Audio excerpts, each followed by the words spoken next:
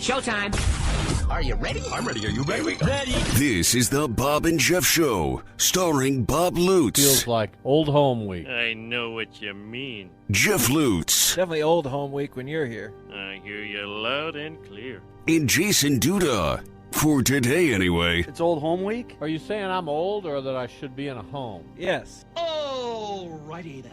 97.5 and 1240 KFH. Stand by for action.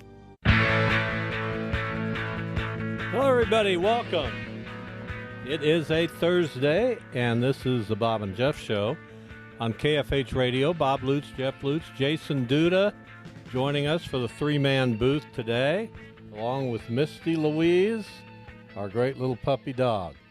What are you guys doing over there? You look very relaxed. I'm going to braid. I could have a nap.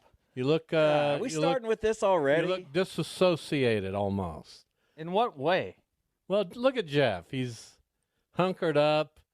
Texted us again last night about the Pacers. You get that text, dudes? Oh, I You got it? Okay, went Yeah. through. That's good. Yeah, it got through. I was super excited for you. Thank you. I appreciate that. So no one cares. Oh, no, I didn't get a reply, so I assumed And that that's going to be maybe the you guys were standard asleep operating procedure. or maybe you had watched the game and already kind of knew what was going on. I didn't know, but Oh, I missed the game. you did? Yeah, Okay. sorry about that. That's all Yeah.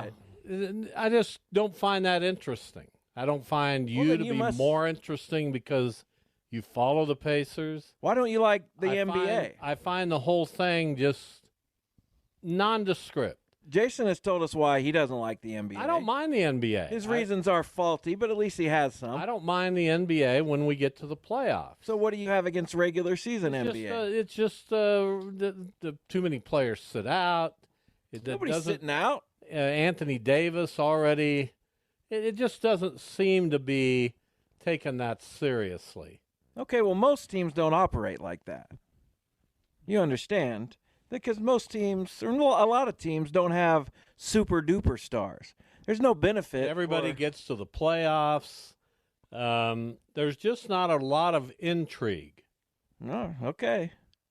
They've added an in-season tournament to make it more They sure have. Blah, I have no blah, idea blah. what the status of that Makes is. no sense to me Well, whatsoever. Indiana's want to know in their pool. Oh, And don't care. There's nothing. That's the only thing I know. There's nothing to be gained from it. Sure, why not? And listen. I love basketball, and I like the NBA playoffs. I think the NBA playoffs are fantastic. I don't get into the regular season. I like college basketball, but they don't make that easy because we got a lot of games tonight, and none of them are interesting. We already had this conversation. You and I, and dudes and I, earlier this week. You got to play games that have a little bit of meaning. Pepperdine, UC Davis, I don't care. I just don't care. Why? why would you? Well, why wouldn't you? Why do you only have to watch really good teams? If you like college basketball, remember our old caller Dennis? Everybody remembers Dennis. He'd tune into Pepperdine UC Davis, and he'd have a scouting report on both teams, and he'd love it. So you only like to watch the top teams in college basketball. I like to watch Division I, high-level Division I basketball. That's true. That's my calling. There's such a gray area in that these days. We don't know what's high level. I mean, these teams. We have a good idea. Teams that make the tournament with 28 wins, you'll never see them on TV, but that doesn't mean they're not high level.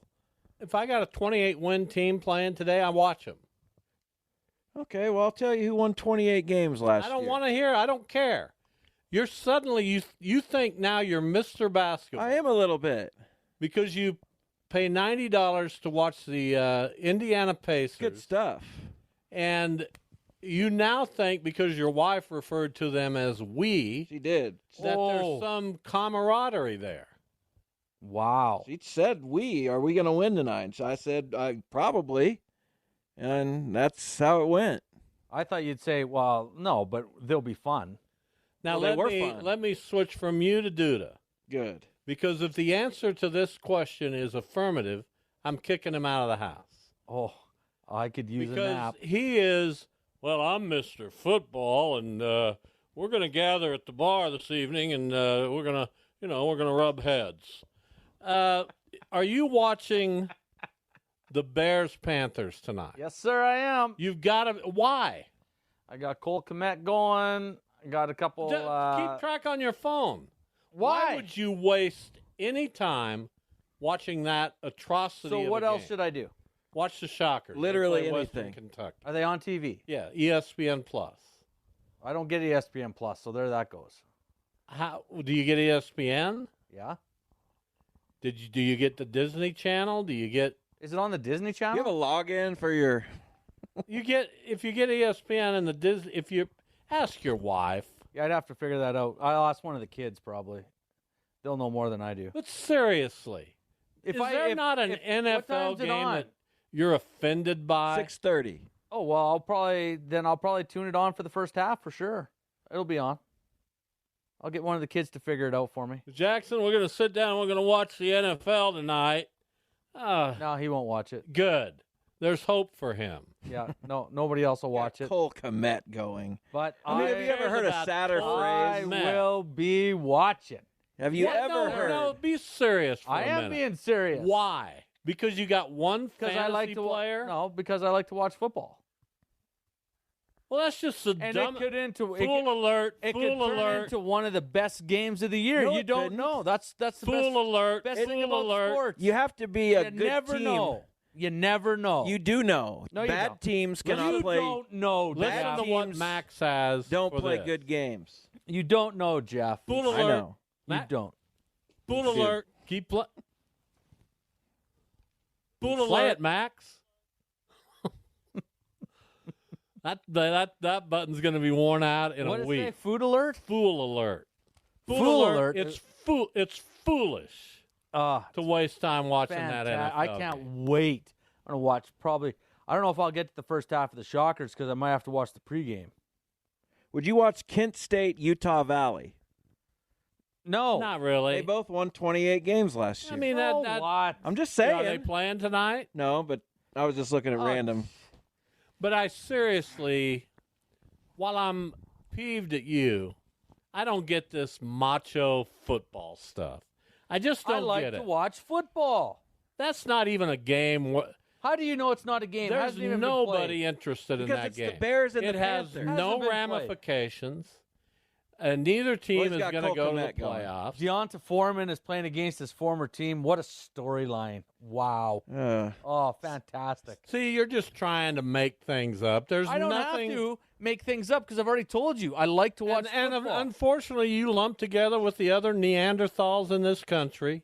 Love them all. Marge, get that pizza done. I got a football game. Love it. Love it. I got a football game, and the boys are coming over. Will I probably watch the start of the Shockers game? Yeah, I probably will. And then will I turn it to the football game? Yeah, I probably will. That's probably what I'll What do if the tonight. Shocker game's really good? Then I'll probably turn it back and watch the end of the Shocker game. What? If the Shocker game's close, late in the second, I will probably turn it back and Now, watch it. you guys Because get at to that time, it should be pretty close to halftime, so it should work out just fine. fool alert, fool alert. Now you guys get to attack me for something because I've already. I knew you'd come with that.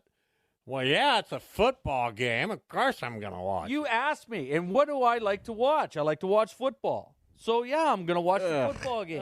Just makes me it crazy. does. Would you rather me watch the Pacers? It makes me The yeah. Pacers and the Bucks over this play tonight. game tonight. Yeah. Not a chance. Not a If this chance. game had any allure to it at all, we'd of course understand.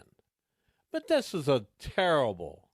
And you, what if What? it's a great I can't game? wait. It'll be a fantastic game. It'll be There's one of the no. games It can't. that they'll talk about for the rest No, of the year. No one will talk about and you it. won't see it. You'll spend 3.5 hours watching a game that no one will talk about. No, I'll spend at least an hour and 20 minutes watching the first half, and then I probably will fall asleep. So disappointing. So will everybody who watches that game. Well, That's at least a- you got something out of it. Sure to induce sleep. Attack him for All something. right, what I do you can't want to think of attack me anything. about? Because I I've come can't. out. I don't want to. Not yet. I feel bad for him. Not Yeah, yet. go ahead. What is it? What do I want to attack you about? Well, I don't know. What is it? I don't need it. When I'm going to attack you, it's not going to be when you're ready for it. There's It'll obvious. happen when I decide it happens, not when you decide it happens. There's obvious Not a things chance. to attack me for. Yes, there are. But I'm not going to do But it you're when not going to do it when you're because sitting there and ready for it. No, I'll attack you when you're not ready for it. what am I going to watch tonight? My wife will want to watch the Shockers, and we will watch that game and see what happens. I feel not obligated, but I feel like for the purposes of being a local radio host that is going to talk a lot more about the Shockers than I am the Bears or the Panthers, I feel like I got to see the Shockers. If K-State was playing, I'd probably say I'm going to watch them. If KU was playing, I'd probably watch them. We're going to watch a whole lot of college basketball this season. One, because of what I just said. Two, because my wife loves watching college basketball. So that's where we are. That's great. What should I watch tonight? And it'd be wonderful if you'd sit down with your wife and watch some college basketball.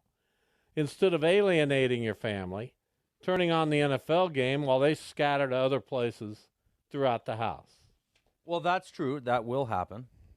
It happens on any time I watch a football game. So normally I scatter. I'll go downstairs and watch, whatever. And it'll happen again tonight. I'll guarantee you. Never been more. If there's I've a never guarantee been more in the disgusted. world, that's a guarantee. I'm done kind of with this. With what? The show. I'm turned off by it right now. Why are you turned off. turned off? I don't by it? know. I'm just, you Well, guys. what if you're the guy turning us off? Might be. Well, then tell me what you're turned. Yeah, Okay, what's here's your your attack issues? on me. Yeah. What are your Come issues? on, come on. I just don't This like is- your attitude. What are your issues? I don't like your attitude because you're here. You're over here. I actually enjoy something. That's right. great. I actually enjoy and put a little bit of investment into it. Yeah. And you're over here. Oh, Deontay Foreman's playing against his former team. You know when what? You know you don't mean it. I You don't care. enjoy it, and I invest my time in a different No, you sport to don't. watch. It's not. So You don't. You don't have any Don't investment. sit over there You and could tell me care that less who because wins. you like the Pacers, so you invest in them. That's okay, but what you invest your time in, that sucks. But do you care who Why? wins? Do you care who wins? The game tonight? Yeah. Nope. No. Not at all. Don't care. Don't care. No investment. Hadn't cared Zero in his rooting life. interest in who wins the game. But boy, Cole Kmet. Oh, I hope he rips his Achilles I hope apart. What do you got I hope against For- me? I hope. I hope Cole Kmet. I hope Foreman runs for 57 I yards. hope they run into each I hope other. Darnell Mooney catches 28 yards in passing. Oh, he's There's a gambled couple on it things too. that's See, there's going no. on. That's not investment. Yeah. That's just. It's just. I'm going to gamble and then watch the game and see if I win. Oh, What it's going a- to be fantastic. I might only have to watch the first half. What do you got against me? Just. I don't know. Just your Band-Aid on your face. Who cuts themselves shaving right under their eye? I've never heard of it. It was weird. I took the razor and I kind of swiped across, and it made no sense. I was watching myself as I did it. It was a surreal experience. It's like, wait a minute, what did you just do? You're supposed to come down with the razor, and I Right. kind of swiped it across and opened up a gash. That seems like it would hurt And, real bad. Yeah, it hurt. It hurt. And thanks for your empathy. Thanks for your caring. You're welcome.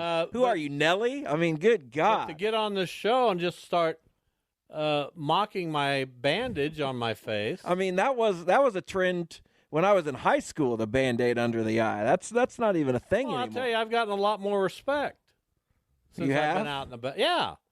People see that and they take a step back. You doing a duet with Kelly Rowland by Well, any you know chance? what? It doesn't matter what I do. What I do is I walk into a room and people are like, I don't want to mess with that bad man. You are number one, that's for sure. What's your problem? Nothing. You got some issues happening today. This What are you is talking fantastic. about? Well, you're angry. I'm not angry. Just making a lot of Nelly references. It's all good. I don't get it. No anger. I don't follow Nelly closely enough to really know what Yeah. you're talking Is he about. still singing, that guy? I don't know what Nelly's up to. He played He is the a- state fair a couple years Isn't ago. he a St. Louisan? He is. So speaking of that, it's the 92nd birthday today of Whitey Herzog. My favorite Cardinals manager of all time who happened to manage some of my. I'd say the 80s version of the Cardinals is my favorite version of the Cardinals, although the 60s with Gibson, Brock, and all my favorites is right there. But Whitey Herzog is the most compelling baseball figure for me of my lifetime. Because Why is that? Because he took over the Cardinals as GM and manager and basically cleaned house. Just completely changed the direction of an entire franchise. Traded people right and left. Went out and got a team built on speed and defense and pitching, and dominated. That's what we all want to do, right? If I was GM, I'd trade so many people. Make your head Well, spin. Whitey did. I know. I love it. Good for Whitey. And some of the trades he made, you scratched your head. Wait, we're trading Ted Simmons for David Green? What? Well, that didn't work out. Well, some of it worked out. They also got Pete Vukovich. I can go into. You're not. You know what? You're not sharp enough to keep up with me. I used to go to church with our friend Weston quite a bit, and there was a guy at the church who looked exactly like Whitey Herzog. It was unbelievable. I don't know what that has to do with anything. It just reminds me of that. He had the hairstyle. It was amazing. It might have been Whitey. Max? For all I know.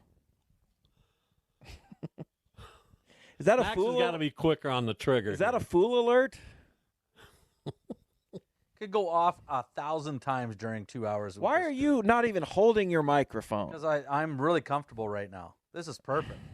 Yeah, I I'm need an gonna ottoman. fire Duda. Once I get an ottoman in here, oh man, There's one right over you're there. gonna have to move back a little bit though, so I can actually use it. I mean, your microphone is resting on Yeah, your chest. it's Well, I'm rid- basically laying down. It's so. absolutely Put ridiculous. your microphone up to your mouth and What, be a you can't hear me? and There's be a that professional. Professional. We're on radio, and I'm in the basement with you two dogs. Well, there's not a day that goes by that I'm not giving a professional effort here. I am giving a professional, And I'll just say and that I'm doing bluntly. it my way. And you'll never hear Max play Fool Alert, He should. Fool Alert Wait till your for picks. something I say. Wait till your picks today. You'll Exactly. probably do it 9 times. Well, he'll go 7-2 either way, so it doesn't really matter. Now, why are you in? What's that about? You have the book, and that's how the book gets written. Pencil whip. So I cheat. Uh, Stop with that. I mean, Max It gets has tired. some different numbers. It gets really, really tired. We're going to be making picks in hour number 2 today. Coming up next at 2:25, Tim Fitzgerald. GoPowerCat.com. We've had a little time now to digest K-State's loss to Texas. What a game that was. We'll get his thoughts. Brett Pfeiffer, the head football coach at Maize South, will join us. I think Maize South Capon is the most compelling high school playoff game of the week, and that will be played tomorrow night out at Wichita Southeast High School, which seems crazy to me, but what do I know? Interesting. I don't know. What do I don't you know? either. I don't know. I mean, you got to play it somewhere. It's Capon's home game. Got to, why not play that puppy at Riverfront Stadium? What's the game of the week in your opinion? That one, I just said it. That's your game of the week? Do you not listen to me? Well, I was getting rammed on Twitter. It's ridiculous. Who cares? He By literally that Josh guy who wants us to watch football because he's he's that guy. smart. Who is it? It's Josh, the guy called a couple weeks ago or whatever. Man. Just why Here's don't my impersonation of Josh. Oh, Never this- met him. Well, if Duda wants to watch football, then I'll join him and we'll have some beers. Doesn't sound like a bad evening to me.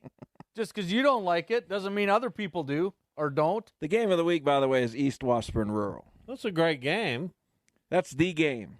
That's not the game of the week, in my opinion. All right. Mays and Eisenhower is the game of the week. Well, that's not even in Oh, it the top is. half. Oh, for sure. But I think Maize South Capon is going to be at Donnybrook. And I can't wait. Boy, if Southeast High School wasn't 60 miles from here, I might go to it. but I'm not. I'm going to keep track, as I always do, on my phone. That's at Kansas.com. Maybe try to find it online somewhere. There you go. All right, we'll take a break. We'll come back and talk Kansas State athletics. Tim Fitzgerald, publisher of GoPowerCat.com. He joins the show next.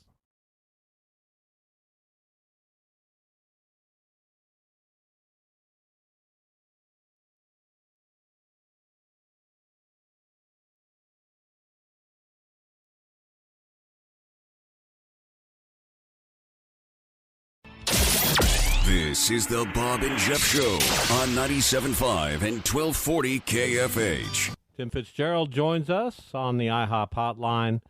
GoPowerCat.com, the publisher of that entity. We're going to talk some K-State sports. So forgive me, I'm going to jump ahead because that's what I do. Not discounting Baylor coming to Manhattan this week. Certainly K-State will need to take care of business. But I am, like everyone, extremely curious about the stakes potentially the following week when K-State plays at Kansas. What's riding on that game? Is there a long list? I think it's pretty simple. I mean, it boils down to K-State's domination of that series in recent history, and that's one of the shackles you need to break if you're the KU football program. I saw K-State go through this with other programs when Bill Snyder came to K-State.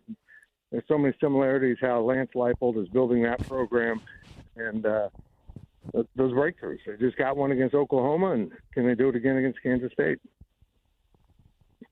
Yeah, so how would you – I'm asking kind of about the stakes too. How much bowl consideration stuff do you think is on the line there? Do you think the winner of that game goes to a quote-unquote better bowl? Will it depend on what happens the next couple weeks? Or, like I said, how much are the stakes here? I think you're right. I think that game could decide some bowl pecking order there. If you're Kansas State, you're probably on the outside of the championship game, which puts you on the outside of the New Year's Six with 3 losses. So it's probably one of those things where if you're K-State, you can still, get to a pretty darn good bowl game with 9 wins and maybe put together a 10-win season. For Kansas, just getting to another bowl game and trying to climb up that bowl ladder is very significant. It's all part of the process that Lance Leipold's doing. And, like Bill Snyder, he didn't really skip steps. He just kind of ratcheted it up year after year, and I see Leipold doing something similar. So if he can get to a better bowl game than they had last year, that is forward progress. Well, I got to ask you about Avery Johnson, obviously, from Wichita here. And how has he been perceived? Obviously he had the 5-touchdown game. Didn't play that much against Texas after the fumble. But where is he at right now? How do you think his progression's been so far this year? He's going to be a whale of a quarterback. There's no doubt about it. And I think a lot of fans are ready for his time to start, but it's not quite his turn. Will Howard's asserted himself as a starting quarterback. I just walked out of a press conference and asked Colin Klein if he's underappreciated. Will Howard is, because a lot of fans are clamoring for a true freshman, and Will Howard is 2 touchdown passes away from tying the school record. So I would expect if he stays healthy, he will own that school record by the end of the season, if not by Saturday evening. And he just kind of got to wait his turn. But I would also like to see him get a few turns on the field of more meaningful snaps instead of him handing the ball off or being a decoy of sorts. I'm not quite sure I fully understand how he was used at Texas, but this kid can play. And I think no one's crazy to think he might be a generational type player, but right now Will Howard's a pretty darn good quarterback. If you're the rare K-State fan who does not subscribe to GoPowerCat.com, we urge you to do so. Their publisher, Tim Fitzgerald, with us here on the show. Here we are. God, I had a great question, and then I had to re-intro Fitz. And you forgot. That happens to me all the time. We're old, man. And here we are. It's ridiculous. Oh, I got it. You mentioned Colin Klein, the offensive coordinator, a K-State football legend. But boy, he was getting beat up the other day on Twitter pretty good by some K-Staters. Where is the fan base with Colin Klein as the play caller for this football program? Some fans quite often simply think that the simple, if the play doesn't work, it was a bad call.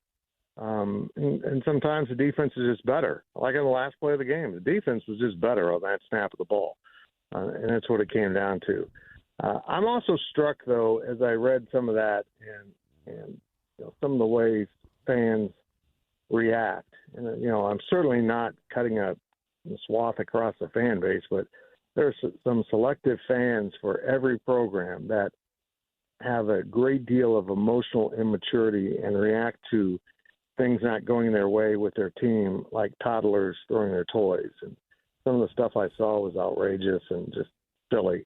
But that happens with every fan base, and it pops up when you face adversity, and if you can't handle adversity, you react with emotion. So I want to go to basketball because I wanted to ask about Naquan Tomlin and Jerome Tang's quote that if he were to return this season, that it would be a bonus. Is that a little peek into Jerome Tang's tolerance level for off-the-court shenanigans or whatever you want to call it? He also seems like, Jerome Tang I'm talking about, seems like a guy who would say, well, you might not get to play, but not going to wash my personal hands of you and kind of be there for you. What are you learning about Jerome Tang from this situation? You nailed it, brother. I mean, that's exactly what he's saying. He's saying, if this doesn't shake out from a legal standpoint in the right direction, he's not going to play anymore. But he's made it very clear that the coaches love him and they're going to help him out. He's a kid that not even playing high school basketball and then going to junior college and playing a little basketball on a very small stage. He just hasn't been used to being the center of attention. Sometimes we don't handle those things very well. And he's just got something he's got to work through. He's had a rough summer, and now it's spilled into the fall, and we'll see if they can get him back. No doubt they need him. He would have helped a lot against USC because he was exactly the type of player that could have played in that game and thrived with his length because USC had it. But I also see a coach that isn't willing to compromise on all of his principles just to get back a player that will add wins to his win total. He wants to do things the right way.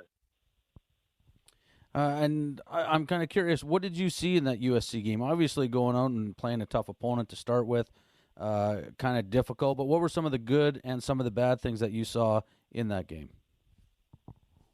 Well, the shooting was atrocious. The top three guys that you might consider the top three scorers as of now, without Naquan out there, were 10 of 44 from the field. That's just not going to happen. Arthur Kaluma is not going to go 1 of 11 again. I don't see that. I mean, he's got a proven track record at Creighton. Tyler Perry's got a proven track record at North Texas. Maybe he needs to adjust to the level of play a little bit. I saw some of that. I saw a team that is far from finished, far from polished, but they played extremely hard, and that stats reflected in offensive rebounds. And as I've been saying, the bad news about that game is once they got an offensive rebound, they had another opportunity to miss a shot, which they often did. So it just kind of compounded itself. But they did scrap and play, but they had some defensive breakdowns. They just looked like a bunch of guys that, hadn't quite played in that type of environment together and hadn't always played together because the exhibition against Emporia State, they lost Quez Glover, one of their other transfers that they expect to help in the backcourt. So at one point they had 2 true freshman guards in the backcourt, and boy, they look like two freshmen in the backcourt. It wasn't pretty. But this team wasn't very good last year until Big 12 season with the players that took them to an Elite Eight. So we'll see what kind of progress they make, and I'm interested to see what they do tomorrow night in the first home game of the season against Bellarmine. Tim Fitzgerald, our guest. I want to get back to football for our final question here. We've got Cincinnati, UCF, BYU, and Houston. Their first year in the conference, none have particularly distinguished themselves. Next year we'll have some more new members coming in.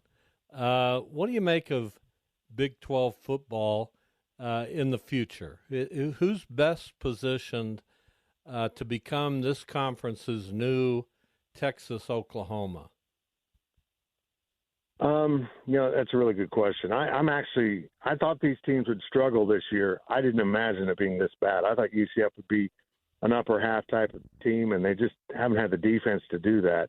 I think they now get a better understanding of the talent level that they need to find to compete in this conference. And this conference, unlike almost any other, is just relentless. There's not many freebies out there. In fact, the newcomers have kind of felt like freebies sometimes.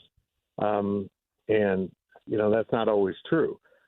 They have risen up and played some teams really competitively. I think next year when you see Utah come in, I think Utah, K-State, and Oklahoma State, and maybe Kansas are positioned to be teams to beat in this new conference. We'll see what Coach Prime does with Colorado. I think there's a little volatility there that lends itself to instability, but I know they're on track. Arizona seems to be getting better, and it's going to be a really interesting conference. Without those two shining programs that the national media can stare at in awe, I will be very fascinated to see how the national media treats the Big 12. So many of these guys and gals just like the shiny object. That's all they can see, and that's Texas and Oklahoma in this conference right now. And without the shiny object, will they just think everything stinks in the Big 12, even though there might be good teams? We're going to find out. Fitz, I wanted to ask you about a guy you mentioned, Quez Glover, obviously injured now, but is there a comparison there? And I know it's probably wild and unfair to Marquise Noel, just as a guy who put up numbers in a smaller league, a kind of an undersized guy there. What would you expect from Glover when he returns? I think he's going to be more in that Desi Sills role. And I don't know if he's the same type of player as Desi, but that kind of, fire starter off the bench that can come roaring in and mix things up. And I think they missed him as much as Naquan in this game. They just didn't have the backcourt depth. And he's out for a while. But one thing of note, when we watched the team jog onto the court after halftime, there he was with an injured knee jogging with his teammates. Did he look like he was ready to play? No, you could tell he was a bit gimpy, but we were all a little bit surprised having an injury that is supposed to keep him out that length of time that he was already jogging on. All right, we covered a lot of ground. You're capable of doing it. You're a ground eater, no question about it. Tim Fitzgerald, GoPowerCat.com. Always a pleasure, Fitz. We'll catch up soon. Great to talk to you, boys. Thanks. All right, there you go. Brent Pfeiffer joins us. He is the head football coach at Maize South. They have a very interesting game in Class 5A, the 5A football playoffs, tomorrow night at Southeast High School here in Wichita against Cape and Mount Carmel. Hello, Brent. Welcome to the show. Hey, guys. How are we doing today? We're doing okay. We're in anticipation of these great games tomorrow night that will send the winners into the Western Finals to see who goes and plays for state championships on the Saturday after Thanksgiving. I think this game that you have against Cape and Mount Carmel is the most intriguing of all of them because of the two high-powered offenses. Can you see that? Yeah, I think the more we watch the tape, both defenses are pretty talented as well. So it's going to be an interesting night tomorrow night. Our game's going to be a lot of fun to watch. So I want to go back just to the win over Hutchinson because they had narrowly beaten you in the regular season. And when you're preparing for a team that had defeated you earlier, is there emotion involved? Do you have to kind of take the emotion out of it? Do you want that emotion? Is it different from preparing for any other game? And what was kind of the difference? Because both of those games were really close. I think, for us, if you're going to play twice in a season like that, if you, like you said, you narrowly lose the first one, it's probably a little more emotional, and the emotions are good for you going in. You're excited, and you're ready to prove something. And if you're on the other side of that, and we've been in that position as well, where we're playing somebody a second time, and we had a short margin victory, and then you're kind of trying to take the emotion out of it for the kids and get them believing that the other team can beat them and get them focused in on the little things. So for us, it was a good victory, and it was a good position to be in. Well, Coach, give us a rundown on some of your players who've been some key guys for you this year. Oh, yeah. That'd be a long list. Some of our key guys, actually, here this last few weeks, our scout teams have been amazing. So a lot of the young kids have really stepped up and pushed us in practice and done a really good job getting us ready for Friday. But offensively, obviously, our quarterback Tate McNew does a great job for us, and he's got some great targets in Sammy Dressy and Landon Gatto and Jaron Askren, Darius Felton, Jaden Garcia, Braxton Bigley at running back. It's been nice to get him back almost healthy. He's making it through each week. And then up front, our O-line has been great, kind of anchored by some seniors in Peyton Smith at center and Jackson Coleman at guard and Tristan Gronley at the tackle. So those seniors on the offensive line have been really important for us in communication and getting everybody ready up front. And then, on the defensive side, Brady Rapp's kind of our captain of that defense and gets those kids fired up, and he's a no-nonsense, let's-get-it-done guy, and everybody kind of rallies around him. And we've got some really good kids on his level with the linebackers and Trent Luce and Xander Dossie. And up front, we're really, I feel, really talented this year. We've got a sophomore in Hunter Higgins getting a lot of attention right now from Power 5 schools. And then on the other side of him, though, you can't really run away from him because on the other side we've got Kason Paredes who's having an amazing season. And then in the back, it starts with Christian McDonald, safety. He's having a great year as a junior. Easton Brown at corner. Xander Brungauer at corner, and then another junior in Tajan Good. So, we've got some pretty good guys, I think, at every level on both sides of the ball. Brent Pfeiffer, our guest, the only football coach in the history of Maize South. That's pretty impressive. So you're a veteran coach, although that's only since 2012. You're coaching against maybe the oldest coach ever known to mankind in Weston Charts. I hope he's listening. What are your thoughts? I know you know him pretty well. Everybody knows Weston pretty well. So what are your thoughts when you go up against Coach Charts? I think it is. He's a good friend and a guy that has helped me when we started the school and been pretty involved. Each summer we do stuff together, and our staffs hang out a little bit in the summer, and our kids practice against each other. And I think you'd go back and watch film from Weston when he was in 1980, and probably put on the film right now. It's the same thing. So he knows what he does, and he does it really well, and he coaches it really well. And so always going to get a big physical team with Weston. His kids are always going to come and play very physical up front and on both sides of the ball, and they're just going to bring it to you every down. So we got to be really ready for them. So you mentioned your scout team, and I'm going to assume that you don't have an Omari Elias clone on that scout team. So how do you prepare for him? Capen's running back I'm talking about. You mentioned a bunch of talented defensive players. So is it just our best versus your best, or do you have something up your sleeve there? I think, we're hopefully we can just contain it. I don't know if you can stop that kid. He's pretty talented, can do a lot more than people give it credit for, and so it's kind of just trying to contain it a little bit and not give them 7 and 8 yards, but maybe just 2 and 3.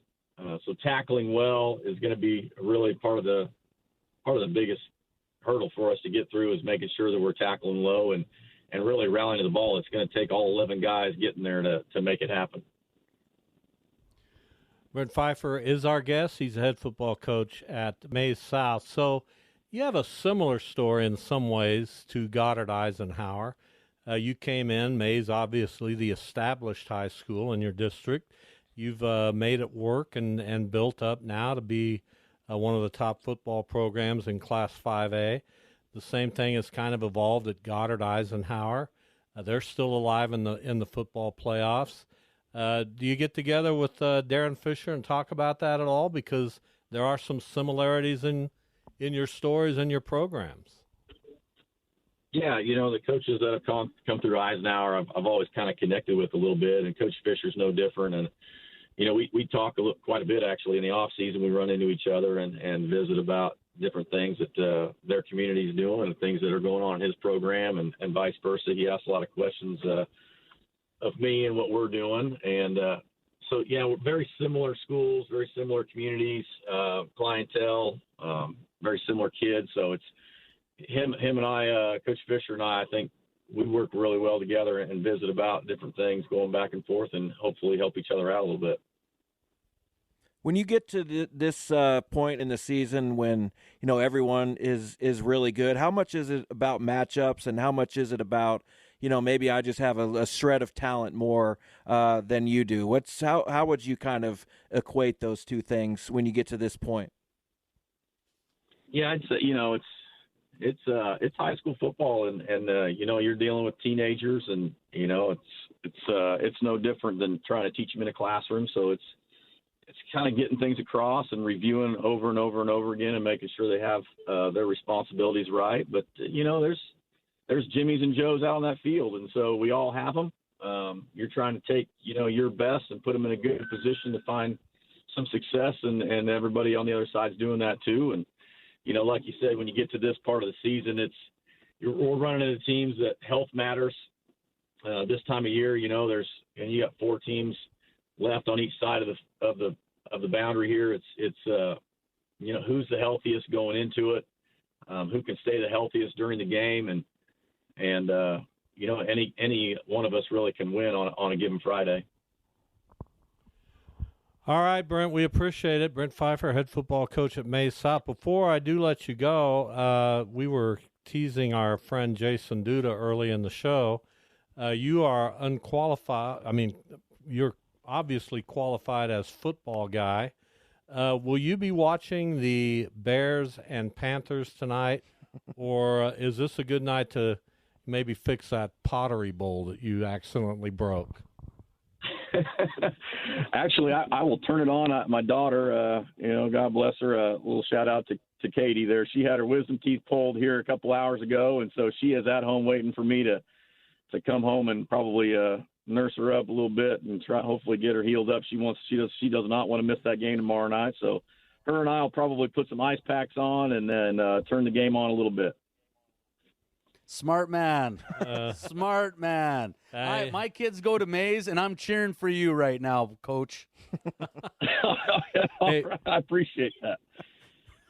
Brent, thank you so much. We always appreciate it. Good luck tomorrow night. Hey, guys, I appreciate you too. Thanks a bunch. Thanks. All right, good luck. Brent Pfeiffer, the head football coach at Maize South.